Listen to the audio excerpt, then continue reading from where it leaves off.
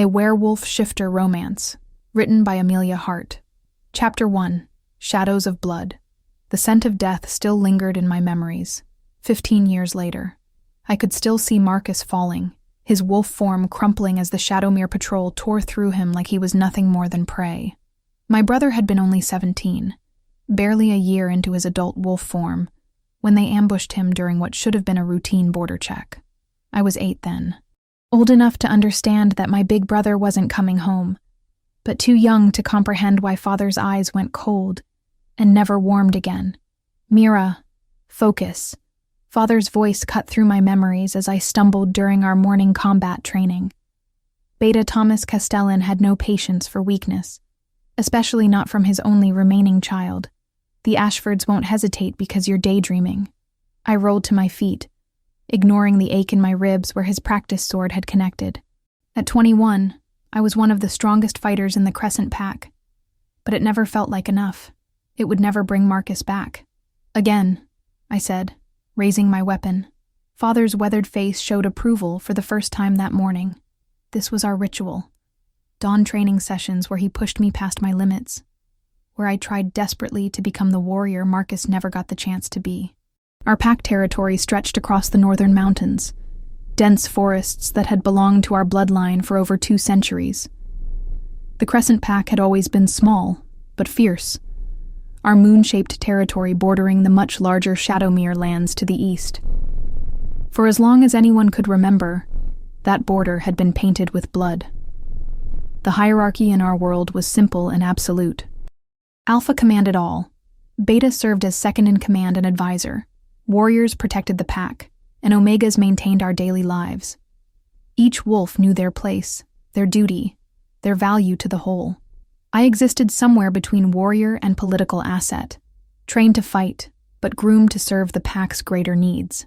The Shadowmeres were everything we weren't: numerous, aggressive, and led by Alpha Reginald Ashford, whose family had ruled their territory for 5 generations. They claimed twice the land we did, commanded 3 times the wolves, and had never forgotten that our small pack sat on some of the richest hunting grounds in the region. The rogues hit the Morrison pack again last night, Father said as we finished our session. 12 dead, including their beta. I wiped sweat from my forehead, my wolf stirring uneasily beneath my skin. The rogue attacks had been escalating for months, targeting smaller packs throughout the region. Organized strikes that left no survivors, no witnesses, and no clear motive. That's the 5th pack in 2 months, I said. Someone's coordinating them. Alpha Vincent thinks so too. Father's expression darkened. That's why he's calling an emergency council meeting tonight. The Crescent Pack's Alpha was my father's closest friend, and the only reason our small pack had survived this long. Vincent Crane was strategic where Father was emotional, diplomatic where Father was confrontational. But even Vincent's careful leadership was struggling against the mounting threats. Rogues were wolves who'd been exiled from their packs or chosen to live outside pack law. Usually they were desperate, half-mad creatures who barely survived on the fringes of civilized territory. But these new rogues moved with military precision, struck with coordinated timing, and disappeared without leaving trails. Someone was training them. Someone was feeding them information about pack defenses and schedules. That evening, the entire pack gathered in our main hall, 53 wolves in human form, from elderly pack historians to teenagers barely past their first shift. The air thrummed with nervous energy and the scent of fear. Alpha Vincent stood at the front, his silver hair gleaming under the harsh lights. Despite being in his 60s, he still commanded respect through sheer presence. When he spoke, every conversation died. "The rogue threat has reached our doorstep," he began. 3 nights ago, they tested our eastern border. We drove them off, but they'll return with greater numbers. Murmurs rippled through the crowd. I caught my father's eye. He'd mentioned nothing about a border breach. "Our intelligence suggests these aren't random attacks," Vincent continued. "Someone is building an army of rogues, targeting packs systematically. We're weakened, isolated, and running out of time." The pack law was ancient and absolute. When faced with extinction, packs could forge alliances through marriage bonds. It was a ritual older than written history, binding not just individuals, but entire bloodlines through supernatural connection. The moon goddess herself was said to bless such unions when they serve the greater good. "What are you suggesting?" asked Elena Morrison, our head tracker. Vincent's pause stretched too long. When he spoke again, his words fell like stones into still water. "A marriage alliance with the Shadowmere pack." The hall erupted. Snarls, shouts, chairs scraping against the floor as wolves leaped to their feet in outrage. I felt my own wolf surge forward, bristling with inherited hatred. "You can't be serious." Father's voice cut through the chaos. "After what they did to Marcus." "I'm entirely serious." Vincent's alpha command rolled over us, forcing everyone back into their seats. "Alpha Reginald has agreed to the terms. Our packs will unite through marriage, combining our territorial defenses and military strength." "Who?" The question tore from my throat before I could stop it. Vincent's eyes found mine across the room, and I saw the answer in his expression before he spoke. "Mira Castellan will marry Kieran Ashford, heir to the Shadowmere pack." The words hit me like physical blows. Kieran Ashford, the wolf whose scent father claimed to have found at Marcus's death scene. The prince of our enemy pack. The man I'd been raised to hate above all others. "No." I stood slowly, my wolf clawing for freedom. "Absolutely not. This isn't a request," Vincent said quietly. "It's pack law. The marriage will take place within the week." I looked at father, desperate for support, for outrage, for anything resembling the man who'd spent 15 years teaching me that Ashfords were monsters. Instead, I saw defeat in his eyes. "It's the only way to save both our packs," he said hollowly. "Marcus is gone, Mira, but you can still protect what he died for." The betrayal cut deeper than any training wound. I'd spent my entire adult life preparing to avenge my brother, only to be told I should marry his killer instead. Around me, the pack began to murmur acceptance. The logic was sound. Individually, both packs were vulnerable. United, they might survive the rogue onslaught. My personal feelings were irrelevant compared to 53 lives, but logic meant nothing to the rage burning in my chest. "I won't do it," I said, my voice carrying clearly through the suddenly quiet hall. "Find another way." "There is no other way." Vincent's tone held finality. "The ceremony will take place in 4 days, during the full moon. The Ashfords have already sent their acceptance. Then they can marry someone else. The agreement specifically names you, Mira." Beta Thomas offered his daughter as proof of good faith. I whirled on my father, betrayal sharp as silver in my throat. "You knew about this." "I knew we were dying," he said quietly. "Pack by pack, the rogues are picking us off. This alliance is our only hope. So you sold me. I saved you. I saved all of us." The pack was watching now. 52 pairs of eyes tracking our family drama like it was entertainment. I could smell their emotions: fear, anticipation, relief that someone else was paying the price for their safety. "I need air," I managed. I pushed through the crowd, ignoring Vincent's call for me to return, ignoring father's attempt to follow. The pack house felt like a trap, the walls closing in with each breath. Outside, the night was crisp and clear, stars scattered across the sky like silver dust.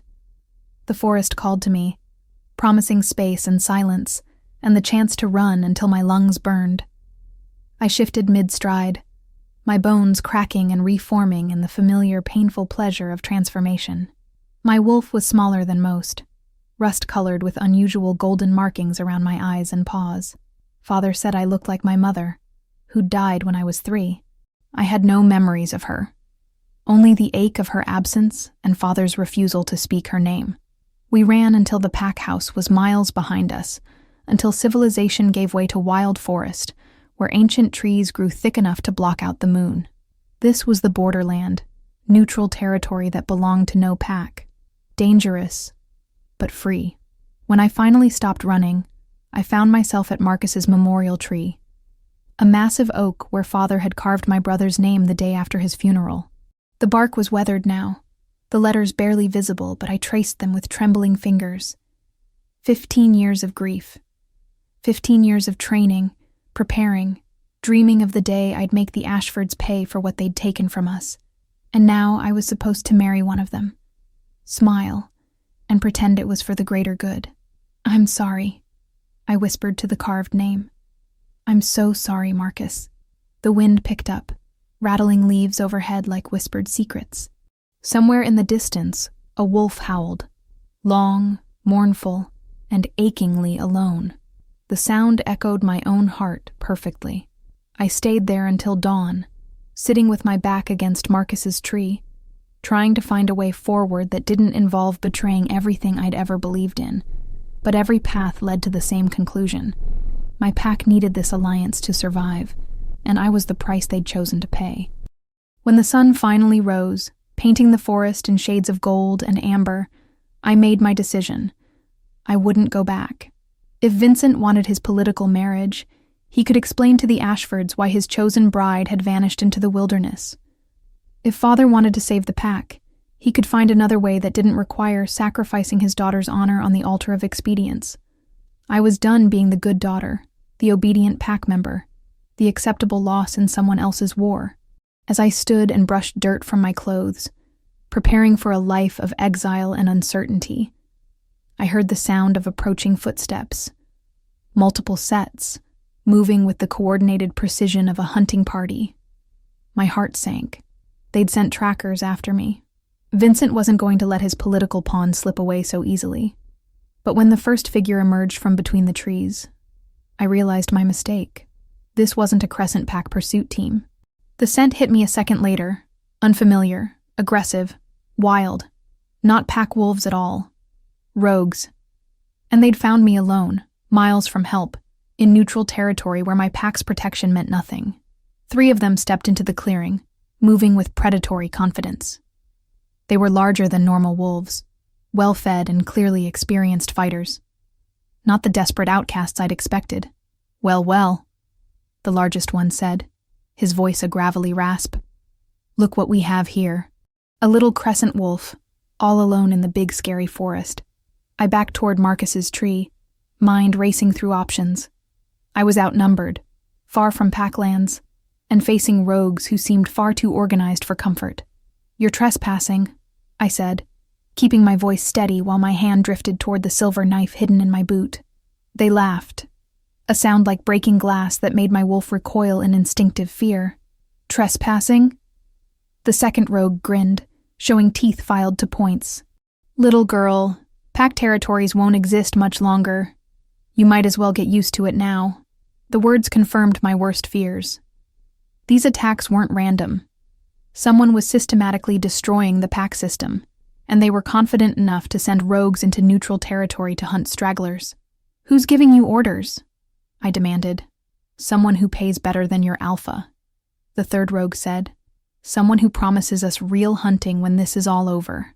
They spread out, surrounding me with practiced ease. I was trapped against the memorial tree, with nowhere to run and no hope of winning a 3-against-1 fight. But I was a Castellan. We didn't go down without a fight. I drew my silver blade and settled into a defensive stance. Everything Father had ever taught me, flooding back in perfect clarity. If I was going to die, I'd make sure they remembered the encounter. "Come on then," I said. "Let's finish this." They attacked simultaneously, and I knew with crystal certainty that I was about to join Marcus in whatever came after death. The irony wasn't lost on me. I'd die fighting rogues in the same forest where my brother had fallen, never knowing whether Kieran Ashford was truly our enemy, or if I'd spent 15 years hating the wrong wolf.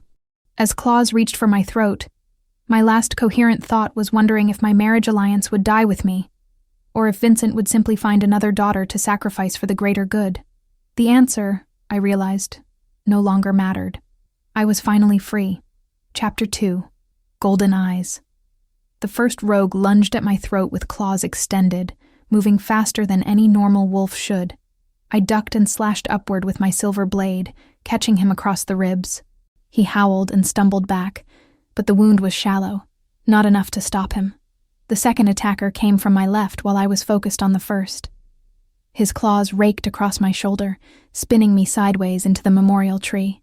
Pain flared through my back as bark scraped against torn skin. "She's got some fight," the third rogue observed with amusement. This might actually be entertaining. I pressed my back against Marcus's tree, silver knife weaving defensive patterns in front of me. Blood ran down my arm, hot and sticky, but I ignored it. Father's training had prepared me for this. Outnumbered, outmatched, but never giving up. The largest rogue feinted left, then came right. I anticipated the move and managed to score another shallow cut across his forearm. Silver burned against shifter flesh, filling the air with the acrid smell of seared skin. "Enough playing," he snarled. "Kill her." All three attacked at once. I got my blade into the first one's shoulder, but momentum carried him forward anyway. His weight slammed me against the tree, driving the breath from my lungs. The knife fell from nerveless fingers as claws sought my throat. This was how I would die, not in glorious battle, but torn apart by rogues in a forest clearing where no one would find my body for weeks.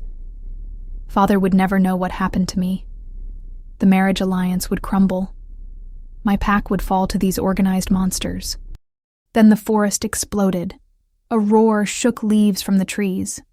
Not the sound of any normal wolf, but something primal and ancient that spoke to the deepest parts of shifter instinct.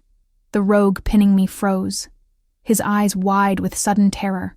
The wolf that burst from the darkness was massive, larger than any shifter I'd ever seen. Midnight black fur rippled over muscles like steel cables, and his eyes burned gold like captured sunfire. When he moved, it was with liquid grace that made death look like art. He hit the first rogue with enough force to snap bones. The impact sent the body flying 20 feet to crash against a distant tree with a wet crunch. The second rogue tried to run. The giant wolf caught him in 3 strides, jaws closing around his throat with surgical precision. The third rogue, the one who'd been holding me down, scrambled backward on all fours. "Please," he whimpered. We were just following orders. The massive wolf's golden gaze fixed on him, and something passed between them, some communication beyond words. The rogue's face went pale with absolute terror. "No," he whispered. "You're supposed to be dead. They said you were dead." The wolf shifted to human form, and my world tilted sideways. Kieran Ashford stood before me, tall and broad-shouldered, with dark hair that fell across sharp cheekbones.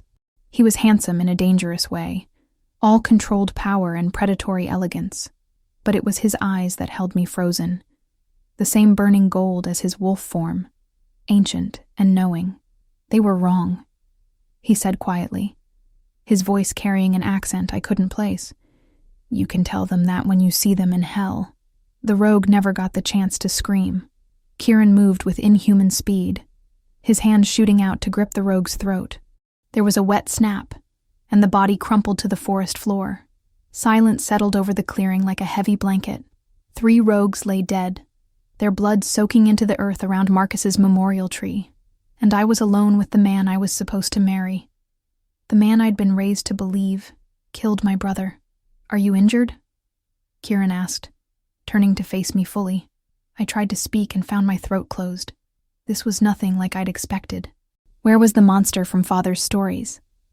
The savage killer who'd torn Marcus apart for sport. "I asked if you were injured," he repeated, taking a step closer. His scent hit me properly for the first time. Pine and snow and something wild and clean that made my wolf whimper with unexpected recognition. Not the reek of violence and cruelty I'd been taught to expect, but something that spoke to safety, protection, home. The contradiction triggered my fight response. I lunged for my fallen silver blade, bringing it up toward his heart with all my remaining strength. If this was a trap, if he'd killed the rogues just to claim me for himself, I wouldn't make it easy. He caught my wrist effortlessly, his skin barely reddening where the silver pressed against his palm. Most wolves would have been screaming, blistering, unable to maintain contact with pure silver. Kieran didn't even flinch. "Interesting," he murmured, studying my face with unsettling intensity. "Most wolves would be in agony by now. Most wolves aren't immune to silver," I snapped, trying to twist free from his grip. Something flickered across his features. Surprise, recognition, or something deeper I couldn't identify. "No," he agreed quietly. "They're not." He released my wrist but didn't step back, those golden eyes continuing to catalog every detail of my appearance. Under his scrutiny, I became hyper-aware of my torn clothing, blood-matted hair, and the way my heart was racing for reasons that had nothing to do with fear. "You're Mira Castellan," he said. It wasn't a question. "And you're the bastard who killed my brother." His expression went carefully blank, like a door slamming shut. "Is that what they told you? I don't need to be told anything. I can smell truth from lies." "Can you?" He tilted his head, studying me like I was a puzzle he couldn't solve. "Then tell me, Mira Castellan, what do you smell when you look at me?" I breathed deeper despite myself, my enhanced senses automatically parsing the complex layers of his scent. Pack loyalty, determination, grief that ran bone deep, and underneath it all, something that made no sense. Guilt. Years-old guilt that matched the weight I carried for failing to save Marcus. But that was impossible. If he'd killed my brother, he should smell of satisfaction, of violence justified, not this crushing remorse that seemed to permeate every molecule of his being. "I smell lies," I said, but my voice lacked conviction. Kieran smiled, but there was no humor in it. "Then you're not as gifted as I thought." He stepped back, creating space between us that somehow felt worse than his proximity. The absence of his warmth left me oddly bereft, like something essential had been withdrawn. "The rogues are dead, but more will come," he said, scanning the forest with professional efficiency. "This territory isn't safe, especially not for a lone wolf. I'm not going anywhere with you. You don't have a choice. Your alpha made an agreement, and I intend to honor it." His golden eyes hardened like cooling metal. "The marriage will proceed as planned. Over my dead body. That," he said quietly, glancing at the rogue corpses, "can be arranged, but I'd prefer you alive." The casual way he said it, not a threat, just a statement of fact, sent ice through my veins. This was the predator Father had warned me about, the monster capable of casual violence. Before I could respond, he'd shifted back to his massive wolf form. He looked at me expectantly, and when I didn't move, he let out a low growl that raised every hair on my body. Alpha command, the supernatural compulsion that forced submission from lesser wolves, bypassing conscious thought, to speak directly to the animal within. My body began moving toward him before I realized what was happening, my wolf responding to his authority despite my human mind's resistance. "No," I snarled, fighting the compulsion with everything I had. "I won't be commanded by you or anyone else." I dug my heels into the earth, hands clenched into fists, forcing my traitorous body to stop. Pain lanced through my skull as I fought against instincts older than civilization, but I held my ground. Kieran shifted back to human form, his expression showing genuine surprise. "You resisted Alpha command. I'm not part of your pack." "No," he agreed thoughtfully. "You're not. But you will be soon." The words hung between us like a promise and a threat. In 3 days, I would be bound to this man for life. In 3 days, everything I'd believed about honor and loyalty and revenge would change forever. "Tell me something, future wife," he said softly, moving closer again despite my obvious tension. "If I really killed your brother, why did I just save your life?" The question hit like a physical blow. I had no answer for it, no way to reconcile the monster from Father's stories with the wolf who'd appeared from nowhere to rescue me from certain death. "Maybe you need me alive for the alliance," I said weakly. "There are other ways to forge alliances. Other daughters, other packs." His golden gaze never left mine. "I chose to save you specifically. Ask yourself why. Because you're a manipulative bastard who wants a compliant wife? Because," he said quietly, "you're not the only one who's been living with guilt over that night 15 years ago." Before I could process his words, he'd vanished back into the forest with inhuman speed, leaving me alone with 3 dead rogues and questions that threatened to shatter everything I'd ever believed. The moon hung overhead, casting everything in silver light that made the blood look black against the earth. In the distance, a wolf howled. Long, mournful, and achingly familiar. 3 days until my wedding. 3 days to figure out who Kieran Ashford really was, and whether I'd spent 15 years hating the wrong wolf. As I picked up my silver knife and started the long walk back to pack territory, one thought echoed in my mind. He'd called it guilt, not regret. And there was a difference between feeling bad about something you'd done and feeling bad about something you'd failed to prevent. The question was, which emotion was I smelling on him? And why did part of me desperately want to find out? Chapter 3. Broken Boundaries. I returned to pack territory at dawn, blood dried on my clothes and questions burning in my mind. The guards at the border took one look at my appearance and immediately escorted me to Alpha Vincent, who was pacing his office like a caged wolf.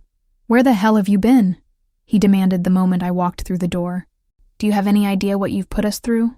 "Rogues attacked me at Marcus's memorial," I said, dropping into a chair without invitation. 3 of them.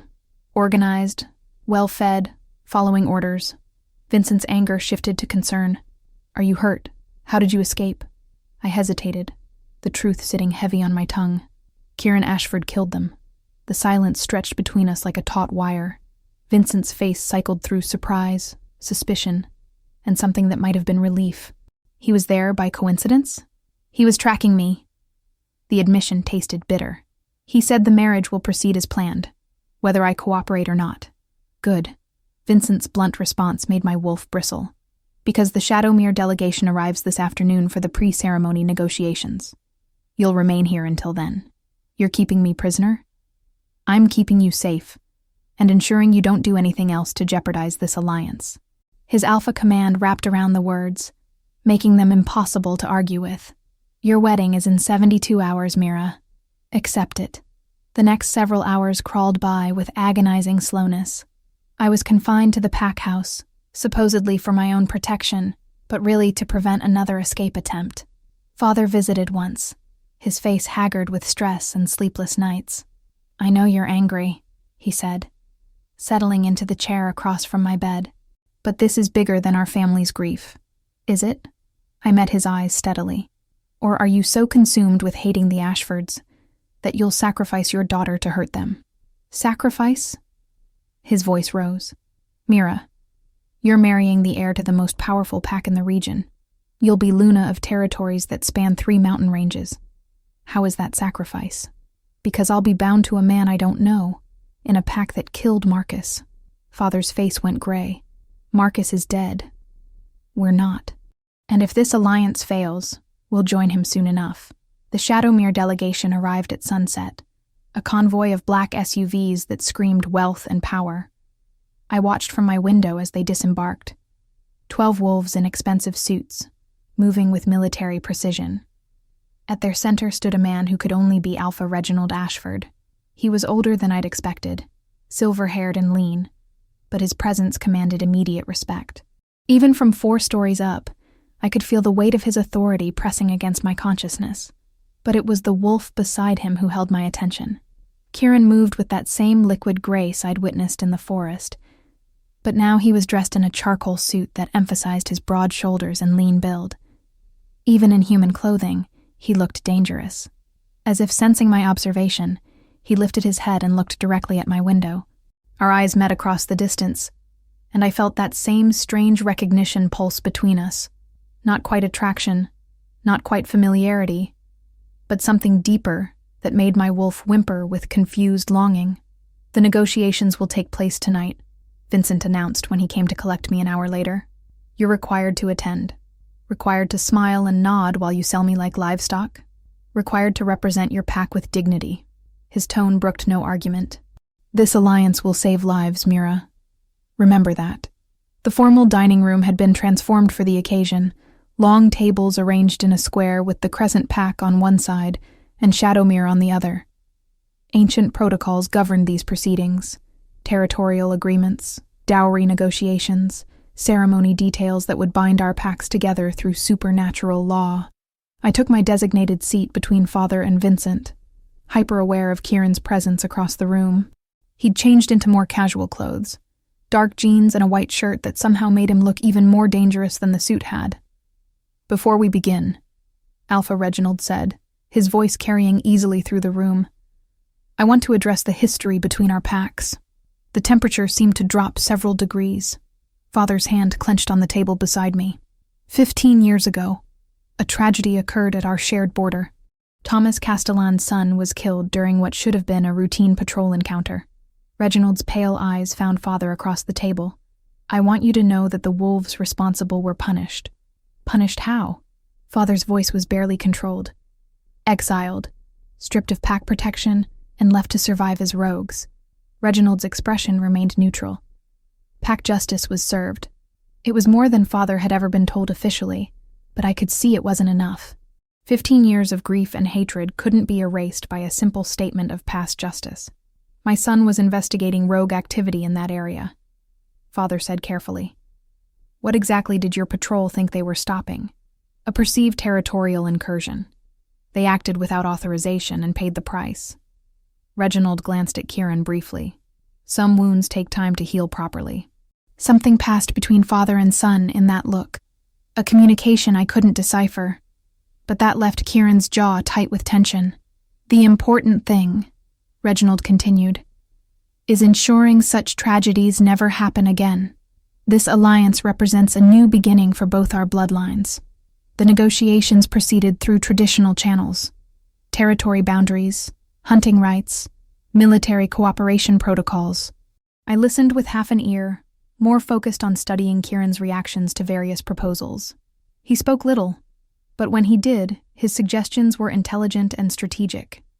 He advocated for joint patrols along rogue-prone borders, shared intelligence networks, and coordinated defense strategies that would benefit both packs equally.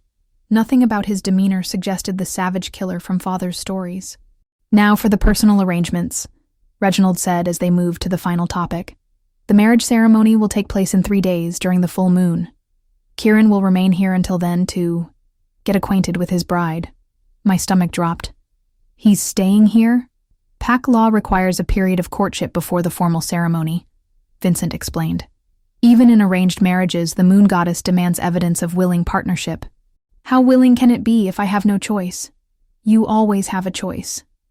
Kieran spoke for the first time all evening, his golden eyes finding mine across the table. No one can force you to accept the mating bond. The ceremony is just ritual. The bond itself requires consent from both parties. And if I refuse to consent, then you remain married in law, but not in spirit. A political alliance without supernatural backing. His gaze never wavered. Is that what you want? A marriage of convenience that benefits everyone except the people trapped in it? The question hung in the air like a challenge. Around the table, both packs waited for my response, their futures hanging on my decision. I want to understand why you saved my life today, I said finally. Then you'll have 3 days to find out. After the formal negotiations ended, the Shadowmere delegation prepared to leave, all except Kieran, who would remain as a guest of the Crescent Pack until our wedding. As the others departed, I found myself alone with him in the now empty dining room. Your father seems like a good man, he said quietly, collecting scattered papers from the negotiations. He is. That's why this is so hard for him. Believing his daughter's husband killed his son. Kieran's voice held no judgment, only understanding. I can imagine. Did you? The question escaped before I could stop it. Kill Marcus? He stopped organizing papers and looked at me directly. No, but I was supposed to. My blood turned to ice. What does that mean? It means, he said carefully, that some secrets are too dangerous to share in rooms where others might overhear. Walk with me?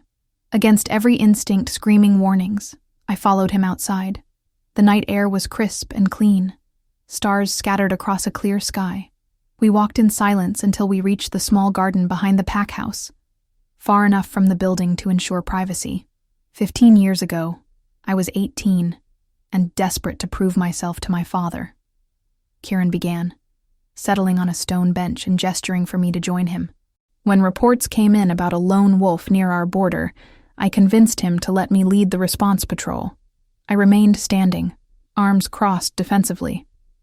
And I found your brother tracking a group of rogues who'd been raiding both our territories.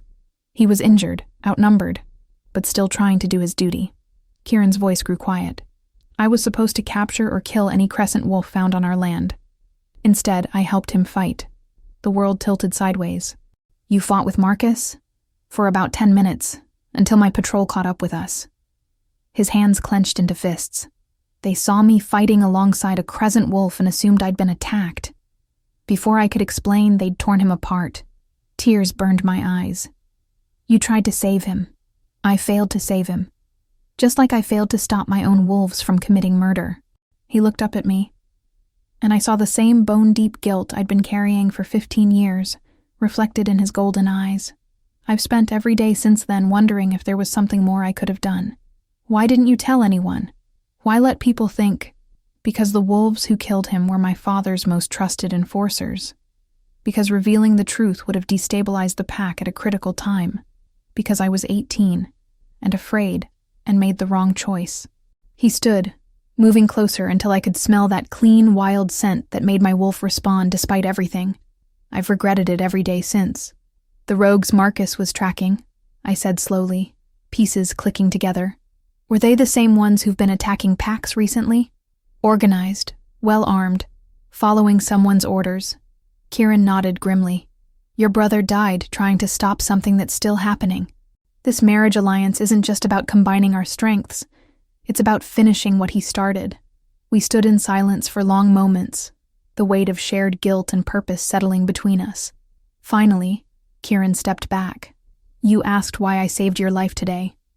It's because I owe Marcus Castellan a debt I can never repay. Protecting his sister is the closest I can come to honoring his memory. Is that the only reason? He hesitated, something vulnerable flickering across his features. No, but the other reasons are complicated. Try me. Because when I saw you fighting those rogues, refusing to give up even when death was certain, you reminded me why I wanted to be a better man than my father's son. His voice dropped to barely above a whisper. Because in 3 days, you'll be my wife, and I'd rather earn your respect than your obedience. The confession hung between us like a bridge neither of us was ready to cross. Part of me wanted to ask what he meant about being better than his father's son, but exhaustion was beginning to take its toll. I should go inside, I said finally. Mira. He caught my arm gently as I turned to leave. I know this isn't what you wanted, but I promise you, I will never hurt you the way my wolves hurt your brother. You have my word. Looking into his eyes, seeing the sincerity there, I almost believed him. Almost. But 15 years of hatred didn't disappear overnight, no matter how compelling his explanations, or how much my wolf seemed to trust him instinctively. We'll see, I said, pulling free from his touch. We'll see. As I walked back toward the pack house, I could feel his eyes following me until I disappeared inside. 3 days until our wedding. 3 days to decide whether Kieran Ashford was my enemy or my salvation. 3 days to figure out why my wolf seemed to think she already knew the answer. Chapter 4. Dangerous Territory. The next morning found Kieran already in the training yard, moving through combat forms with liquid precision. I watched from my bedroom window as he flowed between strikes and defensive positions, his body a weapon honed by years of discipline. Admiring your future husband? Father's voice made me jump.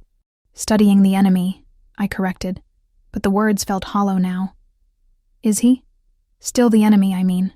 Father moved to stand beside me at the window, after what he told you last night. I'd filled Father in on Kieran's explanation about Marcus's death. He'd listened in silence, his face cycling through disbelief, anger, and finally a grief so profound I'd had to look away. I don't know what to believe anymore, I admitted. Then maybe it's time to find out for yourself. Father squeezed my shoulder. Go train with him. See what kind of man he really is when he thinks no one's watching. 20 minutes later, I entered the training yard wearing workout clothes and carrying my practice weapons. Kieran paused mid-form when he saw me, sweat gleaming on his chest above loose training pants. Couldn't sleep? He asked. Too many questions. I set down my weapon case and began stretching. Father says the best way to know a wolf is to fight alongside him. Wise advice. Kieran grabbed a towel and wiped his face. What did you have in mind? Sparring. No weapons, no shifting. Just skill against skill. He considered this, then nodded. Standard rules? First to yield or draw blood wins? Agreed. We circled each other slowly, taking measure. Kieran was larger and stronger, but I was faster and had trained specifically to fight bigger opponents. The key would be using his size against him. He moved first, a testing jab that I slipped easily. I countered, with a quick combination to his ribs, but he blocked both strikes and grabbed for my wrist. I twisted free and danced backward, already breathing hard. You're good, he said, genuinely impressed. I had a motivated teacher. We engaged again, this time more seriously. Kieran's style was elegant and efficient, wasting no movement, but I could see the deadly force behind each strike. He was holding back significantly, treating this as training rather than combat. I feinted left and came right with an elbow strike aimed at his solar plexus. He caught my arm and used my momentum to spin me around, pinning me against his chest with one arm across my throat. "Yield?" he asked, his breath warm against my ear. Instead of answering, I drove my heel into his instep and elbowed backward into his ribs. He grunted and loosened his grip just enough for me to break free and put distance between us. "Dirty fighting," he observed with approval. "I like it. Father taught me that honor doesn't keep you alive." Smart man. We circled again, both of us more wary now. I could smell the change in his scent. Less controlled, more primal. His wolf was responding to the challenge, viewing me as a worthy opponent, rather than something fragile to be protected. When he came at me again, it was with increased intensity. I barely got my guard up in time to block a strike that would have dropped me. The impact sent shockwaves up both arms, but I managed to counter with a knee toward his midsection. He caught my leg and twisted, sending me spinning to the ground. I rolled and came up in a crouch, expecting him to press his advantage. Instead, he waited for me to regain my feet. "Why did you do that?" I demanded. "Do what?" "Let me recover. You had me down. Why not finish it?" Kieran's expression grew thoughtful. "Because I'm not trying to defeat you, Mira. I'm trying to understand you. And what do you understand so far? That you fight like someone who's been abandoned before and refuses to let it happen again. That you'd rather die standing than live on your knees. That you're stronger than you know and more afraid than you show." He moved closer, close enough that I could see gold flecks in his eyes. "That you're exactly the kind of woman who could make this arrangement into something real." My heart stuttered. "What's that supposed to mean?" "It means," he said softly, "that I've been dreading this marriage for all the wrong reasons." Before I could respond, Vincent's voice cut across the training yard. "Mira, Kieran, we need you in the briefing room, now." The urgency in his tone sent ice through my veins. We followed him inside, where we found Father and several senior pack members gathered around a table covered in maps and photographs. 3 more packs hit last night," Vincent said without preamble. "The Riverside Pack, Mountain View, and Silver Creek, all within 50 miles of here." I studied the photographs, my stomach churning at the systematic destruction they showed. Bodies torn apart, buildings burned, no survivors. "That's 7 packs in 2 weeks, Father said grimly. "At this rate, there won't be anyone left to form alliances with." "The pattern's getting clearer," Kieran said, tracing connections between attack sites on the map. "They're creating a perimeter around something, isolating specific territories." "Around what?" Vincent asked. "Around us," I realized, the pieces clicking together. "They're surrounding the Crescent and Shadowmere territories, eliminating potential allies before moving in for the final strike." Kieran nodded approvingly. "Your tactical instincts are excellent. That's exactly what they're doing." "Then we need to accelerate our timeline," Vincent said. "The marriage ceremony needs to happen tonight." "Tonight?" My voice cracked. "That's impossible. We haven't completed the courtship period, haven't—" "We're out of time," Father interrupted. "If these attacks continue at this pace, we'll be completely isolated within days. The alliance needs to be formalized now, while we still can." I looked at Kieran, searching his face for some sign of how he felt about this development. His expression was carefully neutral, but I caught a flash of something in his eyes. Anticipation? Concern? It was gone too quickly to interpret. "What do you think?" Vincent asked him. "I think," Kieran said carefully, "that we should ask the bride what she wants. This is her life we're rearranging." All eyes turned to me. The weight of their expectations, their fears, their desperate hope pressed down like a physical force. In the span of 24 hours, I'd learned that everything I'd believed about Marcus's death was wrong, that the man I was supposed to marry wasn't my enemy, and that rogues were systematically destroying every pack in the region. Now they wanted me to bind myself to Kieran forever, tonight, based on nothing but necessity and a growing attraction I barely understood. "If I agree to this," I said slowly, "what exactly am I agreeing to? A political marriage? A real one? Something in between? That's up to you and Kieran to decide, Vincent said diplomatically. I turned to face my intended husband directly. What do you want from this marriage? Kieran was quiet for a long moment, his golden eyes searching mine. I want, he said finally, to give you the choice to want it too. Tonight feels rushed, but the circumstances are what they are. If you agree, I promise to earn whatever you're willing to give me.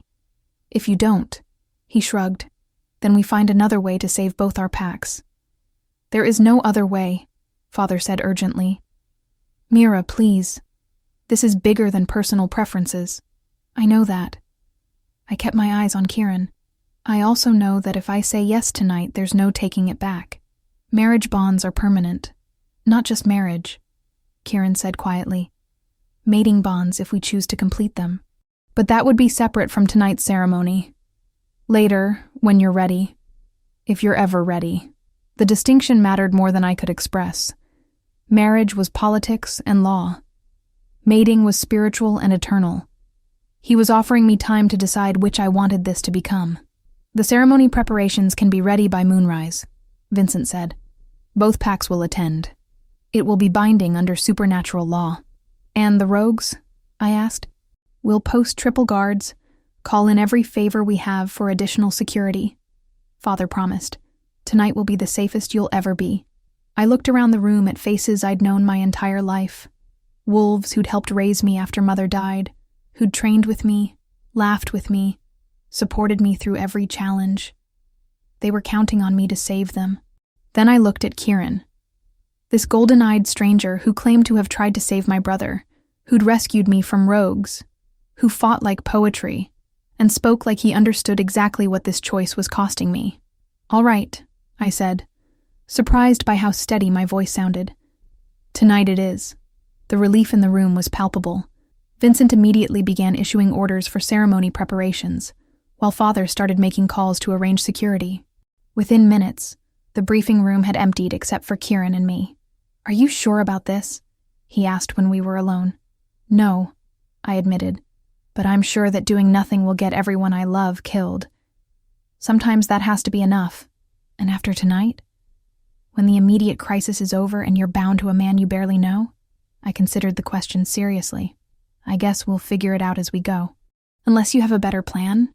Actually, he said, moving closer until I could smell that intoxicating wildness that seemed to surround him. I was thinking we could start with this. He cupped my face in his hands, thumbs brushing across my cheekbones with surprising gentleness. His eyes searched mine, asking permission, giving me every chance to pull away. I didn't. When his lips met mine, it was like coming home and setting fire to everything I'd ever known simultaneously. The kiss was gentle at first, tentative, but when I responded by pressing closer, it deepened into something that made my wolf howl with recognition, and my human mind reel with possibilities. When we finally broke apart, both of us were breathing hard. That was, I started. Unexpected, he finished. I was going to say dangerous. That too. His smile was warm and genuine, transforming his entire face. But danger can be worth it, if you're brave enough to see where it leads. As we stood there in the empty briefing room, his hands still framing my face and my heart racing with more than just adrenaline, I realized that maybe I was brave enough after all. Tonight, I would marry Kieran Ashford. Tomorrow, we would face whatever came next together. And for the first time since this nightmare began, that felt like a choice I could live with. Chapter 5. Shattered Truths. The wedding ceremony proceeded under a full moon. Both packs gathered in the ancient stone circle that had hosted supernatural rituals for centuries. I wore my mother's white dress, altered hastily to fit, while Kieran stood opposite me in traditional ceremonial robes that emphasized his imposing presence. Alpha Vincent performed the ritual, his voice carrying the ancient words that would bind our packs together through marriage. As he spoke of unity and strength, I caught Kieran's eye and saw my own mixture of hope and uncertainty reflected there. Do you, Mira Castellan, accept this bond freely given for the protection and prosperity of both bloodlines? I do, I said, my voice steady despite the trembling in my hands. Do you, Kieran Ashford, accept this bond freely given for the protection and prosperity of both bloodlines? I do. Vincent raised the ceremonial goblet, filled with wine mixed with drops of blood from both our hands. Then, by the authority of pack law and the blessing of the moon goddess, I pronounce you husband and wife. May your union bring strength to your people and peace to your territories. We drank from the goblet, sealing the alliance. The crowd erupted in celebration, but their cheers felt muted against the weight of what we'd just committed to. The reception was a blur of congratulations and political discussions about joint patrols and resource sharing. I smiled and played the happy bride, while my mind reeled with the enormity of what had just happened. I was married to Kieran Ashford, forever. As the evening wore on, exhaustion began to take its toll. The events of the past few days, the rogue attack, learning the truth about Marcus, the accelerated wedding, had pushed me past my limits. You look tired, Kieran said, appearing at my elbow during a brief lull in well-wishers. It's been a long day. Would you like to get some air? There's something I need to show you. We slipped away from the reception, walking toward the forest edge where the celebration sounds faded to background noise. The night air was crisp and clean, helping clear my head. What did you want to show me? I asked. Instead of answering, Kieran pulled an envelope from his jacket pocket. This arrived during the ceremony. I didn't want to ruin your wedding day, but you need to see it. The paper was expensive, cream-colored, with my name written in elegant script. Inside was a single sheet with a message that made my blood run cold. Congratulations on your marriage. Such a shame it will be so brief. Your new husband has been lying to you about more than just your brother's death. Ask him about the rogue camps. Ask him about the orders he's been following.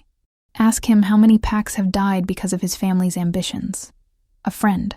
I read it twice, the words blurring as panic rose in my throat. Kieran, I said slowly. What is this? His face had gone carefully neutral, the same expression he'd worn during the pack negotiations. Someone trying to drive a wedge between us. By telling lies? Or by revealing truths you haven't shared yet? Mira, are there rogue camps? Have you been following orders I don't know about? My voice rose with each question. How many packs, Kieran? How many have died because of your family's ambitions? His silence was answer enough. I backed away from him, the letter crumpling in my fist. You bastard. You lying, manipulative bastard. It's not what you think. Then explain it. Explain why someone would send this on our wedding night if there wasn't truth in it. Before Kieran could respond, the sounds of celebration behind us changed. Shouts of alarm replaced laughter. The acrid smell of smoke drifted through the trees. We ran back toward the stone circle to find chaos. The reception area was under attack, rogues pouring from the forest in organized waves. These weren't the desperate outcasts I'd fought before. They moved with military precision, armed with silver weapons and coordinated tactics. The children! Someone screamed. Pack members scattered in all directions, some shifting to wolf form to fight, others herding the vulnerable toward the pack house. Bodies already littered the ground, and more fell with each passing second. I shifted instantly. My rust-colored wolf smaller than most, but built for speed. I raced toward the pack house where the youngest pack members had been sheltered, dodging between fighters and fallen bodies. A rogue intercepted me halfway there, massive and scarred, with eyes that held too much intelligence for a simple outcast. His claws raked across my ribs as I tried to dart past, spinning me sideways into a tree. Pain flared through my side, but I rolled and came up fighting. This rogue was different from the others. Stronger, faster, with a coordination that spoke of extensive training. As we fought, I caught glimpses of the larger battle. The attacks were too organized, too well-timed. Someone had inside knowledge of our security arrangements, our guard rotations, our defensive positions. Someone had planned this assault to coincide with our wedding, when both packs would be gathered in one location. The rogue I was fighting suddenly froze, his head tilting as if listening to something I couldn't hear. Then he smiled, a horrible expression on his wolf features, and spoke in human voice. Marcus Ashford sends his regards. The name hit me like a physical blow. Marcus Ashford, Kieran's uncle, the beta of the Shadowmere pack. I'd met him briefly during the delegation visit, a silver-haired man with calculating eyes. He's alive? I managed between dodging strikes. Very much so. And he has plans for both these territories that don't include your new alliance. The rogue lunged again, but this time I was ready. I ducked under his charge and raked my claws along his throat, dropping him instantly. But his words echoed in my mind as I raced toward the pack house. Marcus Ashford was behind the rogue attacks.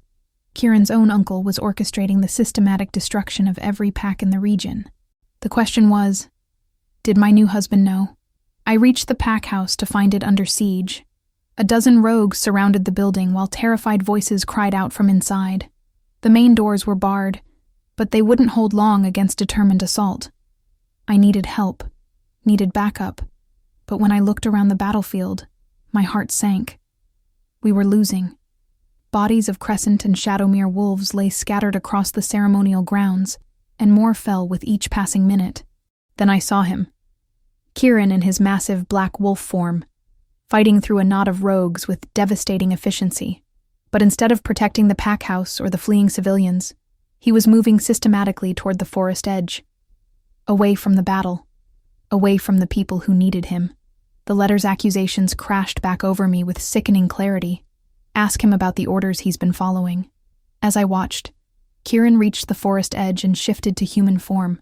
He pulled something from his pocket, a communication device of some kind, and spoke into it briefly before shifting back and rejoining the fight. But it was too late. I'd seen enough. My new husband wasn't trying to protect anyone. He was coordinating with someone else, giving updates or receiving instructions while pack members died around him. The betrayal cut deeper than any physical wound. I'd let myself believe his story about Marcus, had started to trust him, had even begun to think this marriage might become something real. Instead, I'd bound myself to the enemy. A child's scream from the pack house snapped me back to immediate priorities. Whatever Kieran's true loyalties, innocent lives were at stake. I could deal with my husband's treachery later, assuming any of us survived the night. I threw myself at the rogues besieging the building, fighting with desperate fury. One by one, I managed to draw them away from the doors, leading them into the forest where I could use terrain to my advantage. But there were too many, and I was already injured from my earlier fights. As the fourth rogue cornered me against a cliff face, claws reaching for my throat, I realized this was where my story ended. I'd married the enemy and died protecting the innocent. At least Father would understand the choice. The rogue's claws never reached me. Kieran appeared from nowhere, his massive form slamming into my attacker with bone-crushing force. Within seconds, all 4 rogues lay dead, and I was staring at my husband's golden eyes in his wolf form. He shifted back to human form, blood covering his clothes and concern etched across his features. "Are you hurt? Don't touch me," I snarled, backing away despite my injuries. "Don't you dare touch me." "Mira, what's wrong? We need to get back, help the others." "Like you were helping them when you disappeared into the forest? Like you were helping when you were talking on that communicator?" My voice broke with fury and heartbreak. "I saw you, Kieran. I saw you coordinating with someone while pack members died." His face went white. "It's not what you think." "Then what is it? What orders were you following? What plans does your family have for our territories?" Before he could answer, a new voice cut through the night air. "Touching reunion, nephew." Marcus Ashford stepped from the shadows, flanked by a dozen rogues.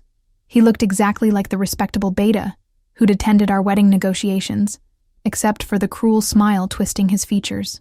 "Uncle Marcus," Kieran said carefully, "I was wondering when you'd show yourself." "Were you? How thoughtful." Marcus's pale eyes found mine. "And the new bride. Tell me, dear, how does it feel to learn your husband has been feeding information to the enemy for months?" The words hit like physical blows. "Months? Oh yes. Every patrol schedule, every defensive weakness, every alliance negotiation. Kieran has been quite helpful in ensuring our success." Marcus gestured to the burning ceremonial grounds behind us. "Tonight's victory is as much his as mine." I looked at Kieran, desperate to see denial in his eyes, some sign that his uncle was lying. Instead, I saw guilt and resignation. "Is it true?" I whispered. Yes, he said quietly, but not for the reasons you think. I don't care about your reasons. The betrayal was so complete, so devastating, that I could barely breathe. How many? How many people died because of your information? All of them, Marcus answered when Kieran remained silent. Every pack we've destroyed, every alliance we've prevented. My nephew has been instrumental in our campaign. The world tilted sideways. I'd married not just an enemy, but the architect of genocide.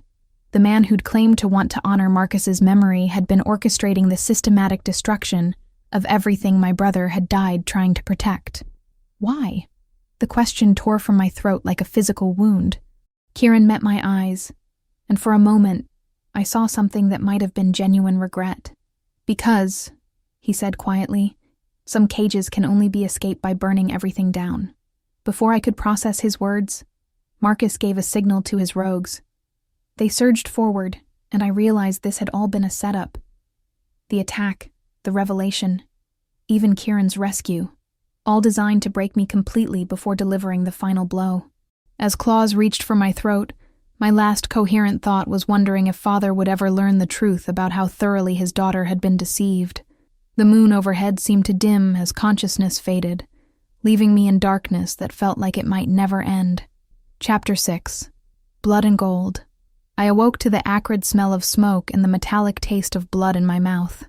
My hands were bound with silver chains that burned against my wrists, and I was propped against a tree at the edge of what had been our ceremonial grounds. Bodies lay scattered across the stone circle where I'd been married hours earlier. The bride awakens, Marcus Ashford said, stepping into my field of vision. He'd changed from his formal clothes into tactical gear, looking every inch the military commander. Perfect timing.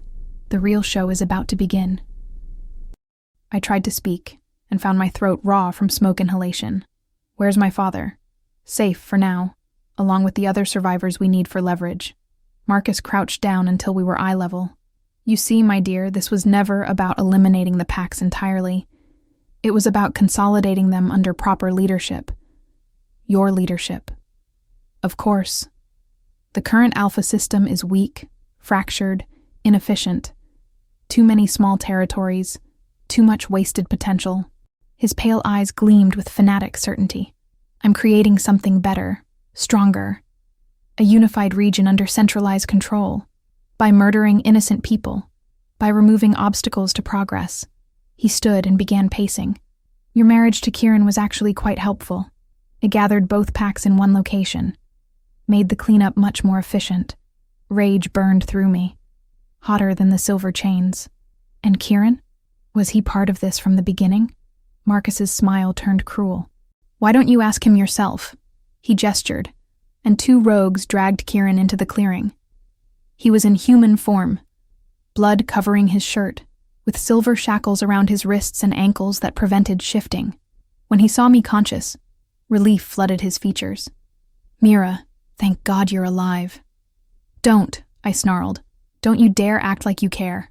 I do care, more than you know. Touching, Marcus interrupted. But we have business to conclude. Kieran, you've served your purpose admirably, but I'm afraid your usefulness has ended. Something shifted in Kieran's expression. Uncle Marcus, you promised... I promised nothing. You chose to feed us information hoping to minimize casualties, thinking you could somehow control the outcome. Marcus pulled a silver blade from his belt. Naive. The moon-chosen alpha powers you've been hiding make you too dangerous to leave alive.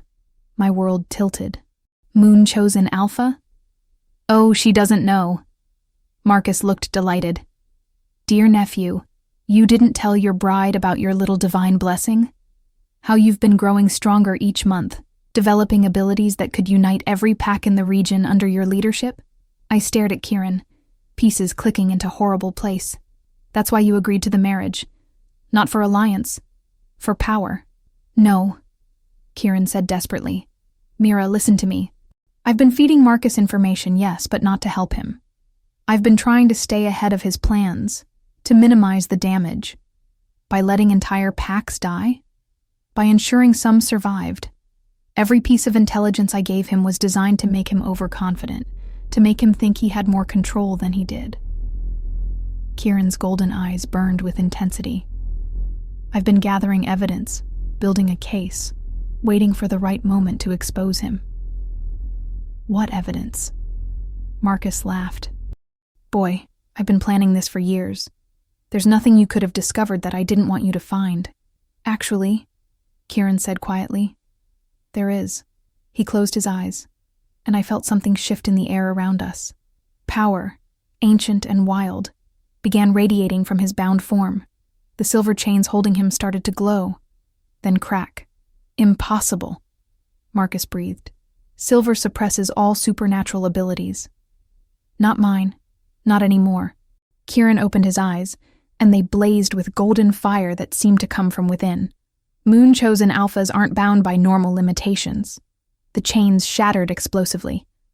Kieran surged to his feet, power rolling off him in waves that made every rogue in the clearing take an involuntary step backward. This wasn't the controlled, elegant man I'd married. This was something primal and magnificent and terrifying. You want to know what I discovered, Uncle? Kieran's voice carried supernatural authority that pressed against my consciousness like a physical force. I discovered that you've been taking orders from someone else. Someone who promised you power in exchange for destabilizing the region. Marcus's confident expression faltered. That's ridiculous. Is it? Then explain the vampire sense at every attack site. Explain the military-grade silver weapons that aren't available through normal channels. Explain why you've been systematically targeting packs with strategic territories rather than just powerful ones. My blood turned to ice. Vampires and werewolves had maintained an uneasy truce for decades. But if the vampire clans were backing Marcus's rebellion, the Vampire Council wants our territories, I realized. They're using you to weaken us so they can move in. Clever girl, Marcus said, his mask of civility finally slipping completely. Though it hardly matters now, you'll both be dead before dawn. He gestured to his rogues, but before they could move, Kieran exploded into action. His transformation was unlike anything I'd ever seen.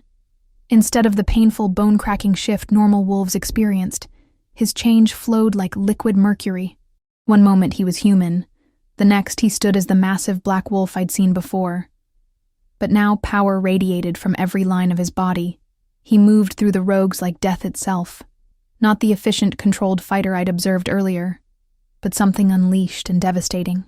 Claws and fangs found targets with supernatural precision. Bodies fell around him in sprays of blood, but there were too many of them, and more kept emerging from the forest. For every rogue Kieran killed, 2 more appeared. Even with his enhanced abilities, he was being overwhelmed.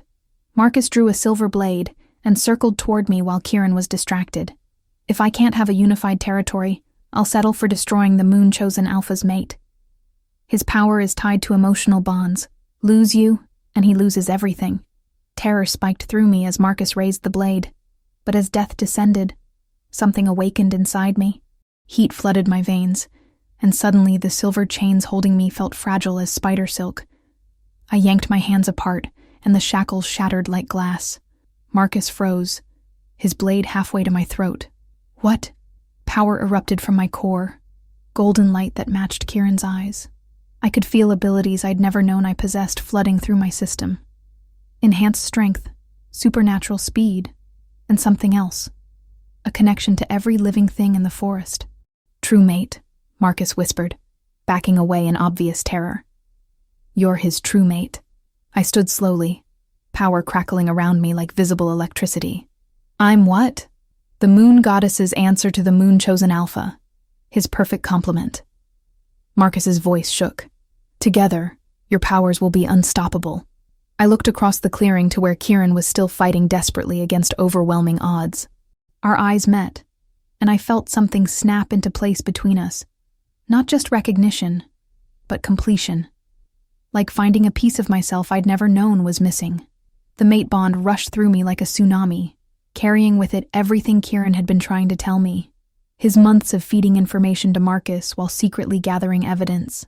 His desperate attempts to minimize casualties while building a case against his uncle. His genuine horror at the destruction he'd been forced to enable. And underneath it all, the bone-deep love he'd been afraid to acknowledge, even to himself. "You stupid, noble, infuriating man," I said.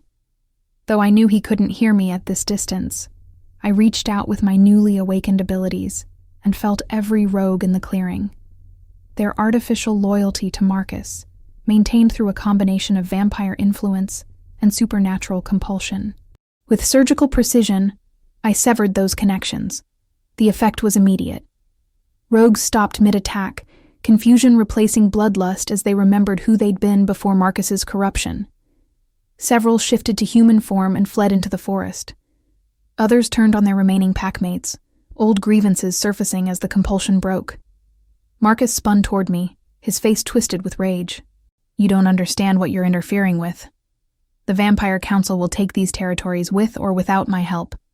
At least my way. Some wolves survive. Your way. We become slaves," I said, walking toward him with steady steps. "My way? We fight." He lunged at me with the silver blade, but I caught his wrist effortlessly. My new strength made his desperate attack feel like a child's tantrum. With a gentle twist, I broke his arm and sent the weapon spinning away. "This isn't over," he gasped, clutching his ruined limb. "The vampires have resources you can't imagine, allies in places you'd never suspect. Then we'll deal with them when they come." I looked around the clearing, where the tide of battle had turned decisively. "Right now, I'm more concerned with cleaning up your mess." Kieran appeared beside me, having shifted back to human form.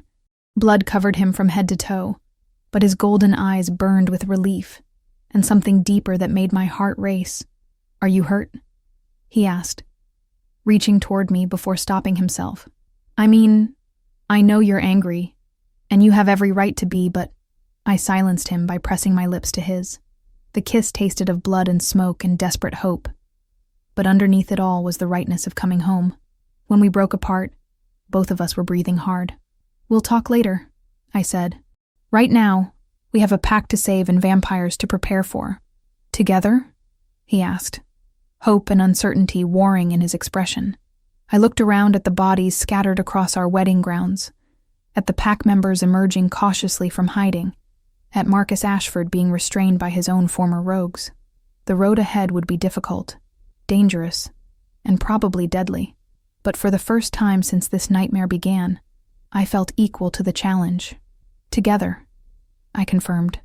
The moon hung overhead, casting everything in silver light that seemed to bless our decision. In the distance, wolves began to howl, not in mourning, but in celebration of survival and the promise of better days ahead. We had work to do, but first, we had a mate bond to complete and a love story to begin properly. Some things, I was learning, were worth fighting for. Chapter 7. Moon's Blessing. Dawn painted the sky in shades of pink and gold as we gathered the survivors in the pack house's main hall. Of the 53 Crescent Pack members, 37 had survived the attack. The Shadowmere delegation had lost 8 of their 12 wolves. Bodies were wrapped and prepared for burial, while the wounded received medical attention. Father sat with his arm in a sling, directing cleanup efforts with characteristic determination. When he saw Kieran and me enter together, his expression shifted through relief, concern, and something that might have been approval. "The rogues who can be reasoned with have been secured," he reported. "Marcus refuses to talk, but some of his former followers are being more cooperative." "What have they told you?" I asked, settling into a chair beside him.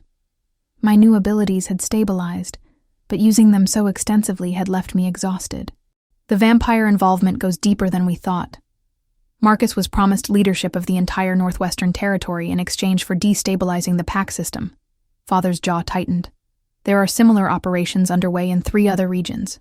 Kieran moved to study the maps spread across the table. "A coordinated continental assault. They're not just after our territory. They're after the entire North American pack structure. Which means this is far from over," I said grimly. "Actually," Vincent interrupted from the doorway, "it might be closer to ending than you think." Our alpha entered carrying a leather satchel that he set carefully on the table. Kieran's intelligence gathering was more extensive than anyone realized. He's been documenting vampire involvement for 8 months, building evidence that proves treaty violations going back years. Vincent opened the satchel to reveal photographs, audio recordings, financial documents, and detailed maps. Communication intercepts, financial transfers, territorial agreements made in secret, everything needed to present a formal case to the Supernatural Council. I stared at the evidence, then at Kieran. This is what you were really doing. Not just minimizing casualties, gathering proof. I needed irrefutable evidence before making accusations this serious, he said quietly. Vampires have powerful allies on the council. Without absolute proof, they would have dismissed any charges and escalated their operations. And now? Now we have enough to demand immediate intervention. Vincent's smile was grim. The council takes treaty violations seriously, especially when they involve systematic genocide. Father leaned forward to examine the documents. How long before we can present this? The emergency session convenes tomorrow night, Vincent said. Representatives from all major supernatural factions will attend. If our evidence is accepted, the vampires responsible will face severe sanctions. And if it's not, I asked, then we prepare for war, Kieran said simply, because they won't stop with our territories. The gravity of the situation settled over us like a heavy blanket. We were no longer just fighting for survival. We were fighting to prevent a continental conflict that could destroy the supernatural world as we knew it. There's something else, Vincent continued, his tone becoming more formal. The events of last night have triggered certain prophecies. My heart skipped. What kind of prophecies? The emergence of a moon-chosen alpha and his true mate has been foretold for centuries. It's said to herald a new age for shapeshifters. Either unprecedented prosperity or complete annihilation. Vincent's ancient eyes found mine. The choice depends entirely on how you handle the power you've been given. No pressure, I muttered. Kieran moved to stand behind my chair, his hand settling on my shoulder. The contact sent warmth through me, steadying my nerves. We'll face whatever comes, together. Which brings us to the immediate question, Father said, looking between us meaningfully. Your marriage was completed under pack law, but the mate bond remains incomplete. Heat flooded my cheeks. The mate bond, the spiritual, supernatural connection that would permanently unite Kieran and me on every level. It required a claiming ritual that was far more intimate than any legal ceremony. The timing needs to be right, Vincent said diplomatically. The bond completion will amplify both your abilities significantly, but it also creates vulnerabilities. You'll be psychically linked. His pain becomes yours, and vice versa. It also, Kieran added quietly, requires absolute trust and consent from both parties. After everything that's happened, I understand if you need time. I turned to study his face, reading the genuine concern there. Despite the mate bond's pull, despite the prophecies and political necessities, he was giving me the choice. Not pressuring, not demanding, just waiting. Actually, I said, standing and taking his hand. I think I've had enough time to decide. The conversation around us faded as Kieran's golden eyes widened with surprise and hope. Are you sure? He asked. After the lies, the deception, after understanding why you did it, after seeing what you were willing to sacrifice to protect innocent people. I stepped closer, close enough to smell that wild, clean scent that made my wolf sing with recognition. After feeling what we could become together, his free hand came up to cup my cheek. Mira. The bond doesn't erase what happened, I said softly, but it does mean we face everything else as partners. Equal partners. Always, he promised. Vincent cleared his throat diplomatically. Perhaps we should give you some privacy for this discussion. Within minutes, the hall had emptied, leaving Kieran and me alone with the weight of destiny and the future of our people resting on our decision. Tell me what the claiming involves, I said, settling back into my chair. Kieran took the seat across from me, his expression serious. The ritual itself is simple. Exchange of bites, mingling of blood, mutual acceptance of the bond. But the consequences are permanent and profound. Explain. We'll be able to sense each other's emotions, share strength and abilities, communicate telepathically across distances. He paused. We'll also share each other's pain, both physical and emotional. If one of us dies, the other likely will too. And the power amplification? Unknown territory. Moon-chosen alphas are rare enough, but a bonded pair. He shook his head. The old texts speak of abilities that border on the divine. Perfect coordination, enhanced healing, the power to command loyalty from any shifter. Sounds like exactly what we need to face the vampire threat, or exactly what could corrupt us beyond recognition. His honesty was both refreshing and terrifying. Power like that changes people, Mira. Not always for the better. I considered this, weighing the risks against the potential benefits. Around us, the pack house buzzed with activity, as our people prepared for an uncertain future. They were depending on us to make the right choices. Do you trust me? I asked finally. With my life. Then trust me with this decision too. I stood and extended my hand. I want to complete the bond. Not because of prophecies or political necessity, but because what I felt during that battle, that connection, that completion, it's what I've been searching for my entire life without knowing it. He took my hand, his fingers interlacing with mine. The claiming should happen under moonlight, in a place that's sacred to both our bloodlines. I know the perfect spot. We walked through the forest to Marcus's memorial tree, where this entire journey had begun with a rogue attack that brought us together. The massive oak stood unchanged despite the violence that had swept through the area, its branches reaching toward the gradually darkening sky. Here, I said, settling with my back against the ancient bark, where Marcus died, where I almost died, where you saved me. It feels right. Kieran knelt beside me, his golden eyes reflecting the first stars appearing overhead. Are you absolutely certain? Once we do this, there's no going back. Instead of answering with words, I pulled him down for a kiss that tasted of hope and promises, and the future we were choosing together. When we broke apart, the full moon was rising overhead, casting everything in silver light. I'm certain, I whispered. The claiming ritual was unlike anything I'd ever experienced. When Kieran's teeth found the junction of my neck and shoulder, marking me as his mate, power exploded through my system like liquid fire. I felt his essence merging with mine, his strength becoming my strength, his love wrapping around me like armor. When I returned the bite, marking him as mine, the connection snapped fully into place. Suddenly I could feel his emotions as clearly as my own. Relief, love, protective, fierce devotion, and underneath it all, a determination to be worthy of the trust I'd placed in him. The mate bond settled over us like a warm blanket, and with it came abilities I'd never imagined. I could sense every living creature within miles, feel the health of the forest itself, understand the interconnected web of life that bound everything together. How do you feel? Kieran asked, his voice echoing strangely in my mind. Complete, I replied, both aloud and through our new mental link, like I've been waiting my whole life to become who I am right now. He pulled me closer, and I settled against his chest, listening to the steady rhythm of his heartbeat. Tomorrow we would face the supernatural council. Next week we would begin rebuilding from the attack's devastation. Next month we might be at war with creatures who considered us inferior species. But tonight, under the blessing of the full moon, and surrounded by the peace of the ancient forest, we were exactly where we belonged. I love you, Kieran said quietly, the words carrying weight that transcended mere emotion. I love you too, I replied, meaning it with every fiber of my being. The mate bond hummed between us, and in that connection, I felt something I'd never experienced before.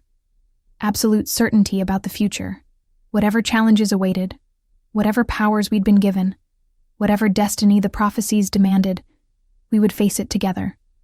And that, I realized, was exactly how it should be. The moon goddess herself seemed to approve, her light growing brighter overhead, as if blessing our union and the hope it represented for all our people. Some stories ended with happily ever after. Ours, I suspected, was just beginning. Chapter 8. Dawn of Forever. 6 months after the claiming ritual, I stood on the balcony of our new pack house, watching the sunrise paint the mountains in shades of gold and amber.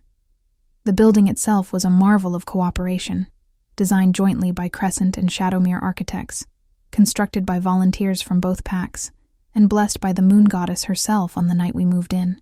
Below me, the unified Moonrise pack went about their morning routines.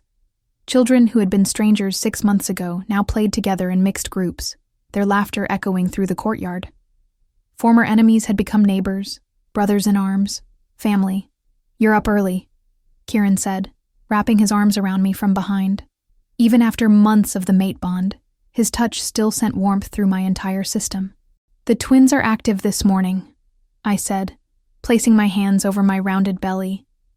"I think they're going to be early risers like their father." His hands covered mine, and through our bond, I felt his wonder and protective love. The healers had confirmed it last week. We were carrying twins, a boy and a girl who would be born with the rare dual nature of alpha and healer. The old prophecies spoke of such children as bridges between the supernatural and human worlds. "Any word from the council?" I asked, leaning back against his chest. "Marcus was sentenced to permanent exile this morning. The vampire clans responsible for backing his rebellion have been sanctioned, and their territories placed under council oversight."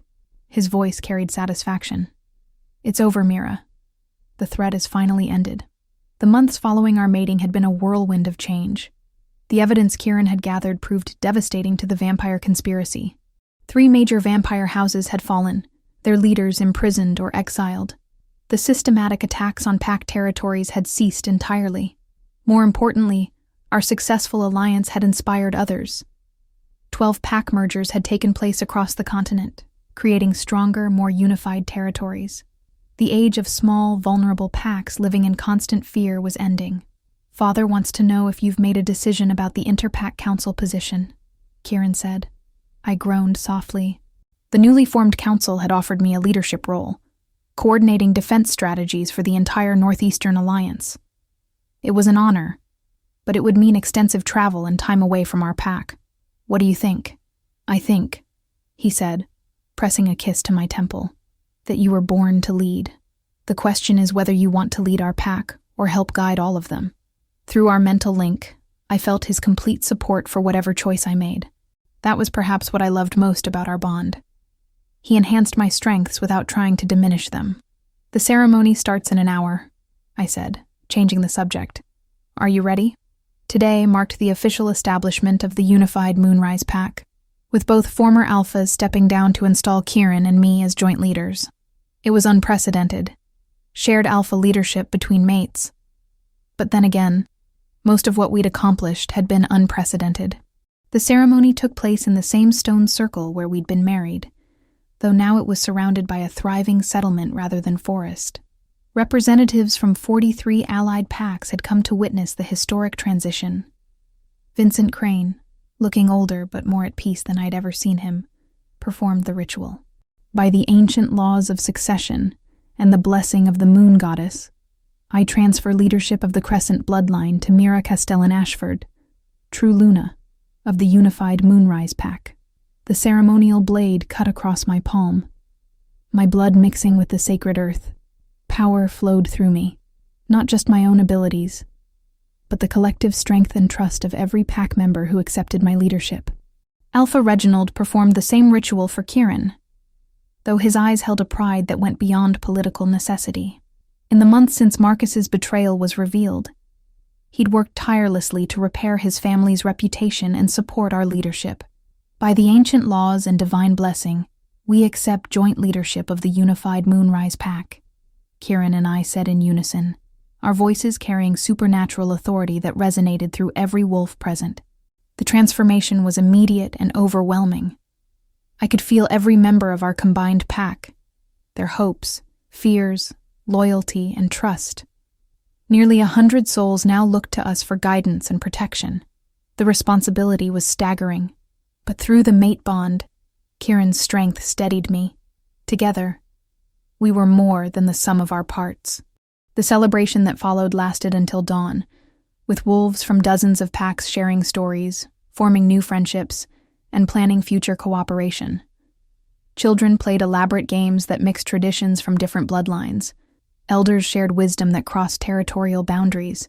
As I watched our people, formerly enemies, now family, dance together under the full moon, I felt a deep sense of completion. This was what Marcus had died trying to protect. This was what Kieran had sacrificed so much to preserve. This was what our children would inherit. Any regrets?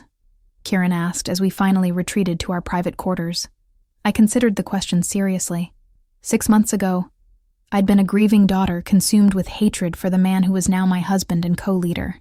The journey from enemy to mate had been neither easy nor predictable. About marrying you? About trusting you? About building this life together? I settled into his arms, our twins kicking contentedly between us. Not a single one. Even though I lied to you initially, even though you were protecting people in the only way you knew how, I met his golden eyes. We both made choices we're not proud of. The difference is what we built from those choices. He pressed a kiss to my forehead, and through our bond, I felt his deep contentment. Tomorrow would bring new challenges, council meetings, territorial disputes, the constant work of leadership. But tonight, we were exactly where we belonged. I love you, Mrs. Ashford, he murmured against my hair. I love you too, Mr. Ashford, I replied, using our shared name that symbolized the unity we'd created. As sleep claimed us, I felt the gentle pulse of our mate bond, the steady strength of our pack connections, and the flutter of our unborn children. The future stretched ahead, full of possibilities and challenges, and the certain knowledge that whatever came, we would face it together. The moon goddess had chosen well, I thought drowsily. Some bonds were worth every trial required to forge them. But Mira and Kieran's story is just the beginning. Throughout our supernatural world, countless other souls are searching for their destined mates, fighting battles no one understands, struggling to find their place in the darkness. Their tales of love, transformation, and supernatural bonds are waiting to be discovered. Each story holds the power to heal hearts and ignite hope in those who need it most. If this journey touched your soul, our collection of passionate paranormal romances awaits you. Stories of forbidden love, second chances, and bonds that defy all odds. Please subscribe and like this video. It'll help our channel reach even greater heights. Thank you for sharing this adventure with us tonight. Until our paths cross again in the next tale,